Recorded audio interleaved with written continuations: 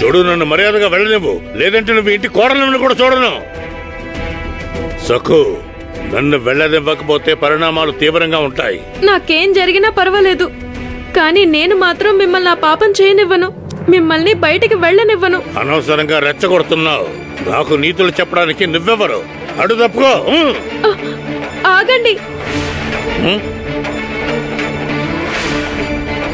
మీరిప్పుడు నా మాట వినకపోతే నేను మా అత్తయ్య గారిని, చిన్న అత్తయ్య గారిని, ఇంకా నా భర్తను కూడా పిలుస్తాను. అత్తయ్య గారు, ఇది తీసుకుని పోకండిచ్చి. ఈ విషయం గురించి ఎక్కడ ప్రస్తావించకూడదు. ఇంట్లో వాళ్ళకి ఈ విషయం గురించి చెప్తే జాగ్రత్త. సక్కు, పాండురంగడి మీద ఒట్టు. పాండురంగడు అంటే చాలా భక్తి కదా నీకు. తీసుకెళ్ళవే. ఒక్కటి మాత్రం గుర్తుంచుకో, నువ్వు అనవసరంగా నాతో పెట్టుకున్నావు. ఈ ఇంట్లో నువ్వు ఎలా ప్రశాంతంగా ఉంటావో నేను చూస్తాను.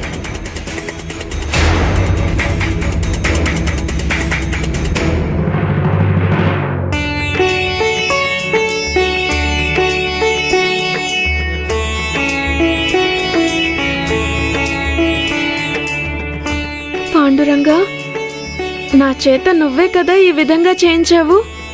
మంచి విషయం కోసం పెద్దవాళ్ళని సైతం ఎదిరించే శక్తిని నాకు ప్రసాదించింది నువ్వే కదా. నాకు తెలుసు.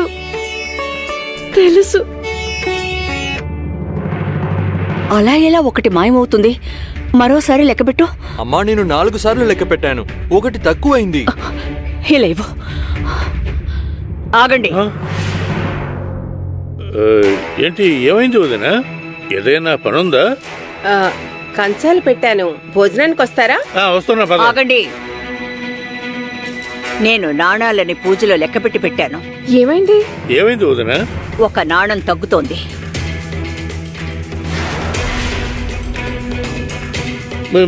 మీరు ఏమంటున్నారు వదినా?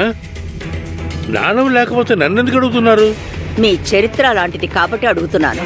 దాన్ని మీరే తీసుంటారు, నాకు బాగా తెలుసు.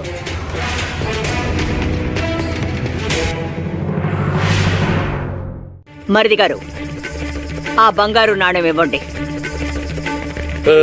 ఇవ్వండి అంటారండి? మీరు నన్ను చాలా అవమానిస్తున్నారు. నేను దొంగనని ఆరోపణలు చేస్తున్నారు. లేదు వదినా, నేను సహించను. అవును, ఆయన్ని గౌరవించకపోయినా పర్వాలేదు, ఇలా అవమానించకండి. ఆయన మీ మరిదిగారక్క. ఎవరైనా సొంత మరిదితో ఈ విధంగా ప్రవర్తిస్తారా? అవును, నేను దొంగనైనట్టు మాట్లాడుతున్నారు. నా ఇంటి లక్ష్మీ పూజలు పెట్టిన నాణాన్ని నేనెందుకు దొంగలిస్తాను వదినా? ఒకవేళ నాకు కావాలంటే హక్కుతో అడిగి తీసుకుంటాను. దొంగతనం ఎందుకు చేస్తాను? నాణాన్ని దొంగిలించలేదని బల్లగుద్ది చెప్తున్నారు కదా.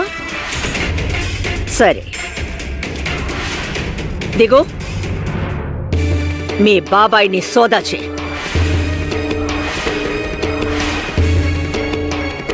నేను వెంటనే నిర్ధారించుకోవాలి. సోదానా? చేయండి, బాగా చేయండి, పూర్తిగా సోదా చేయండి.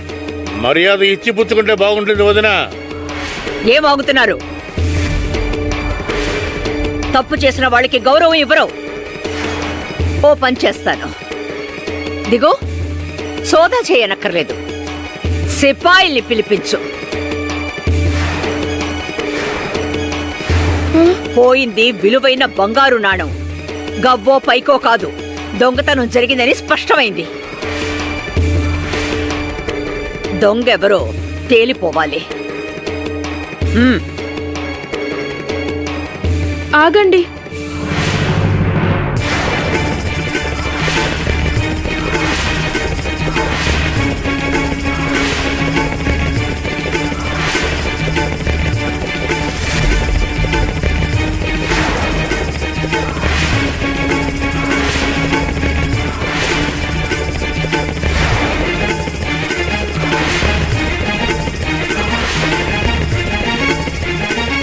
అరే, ఏంటిది?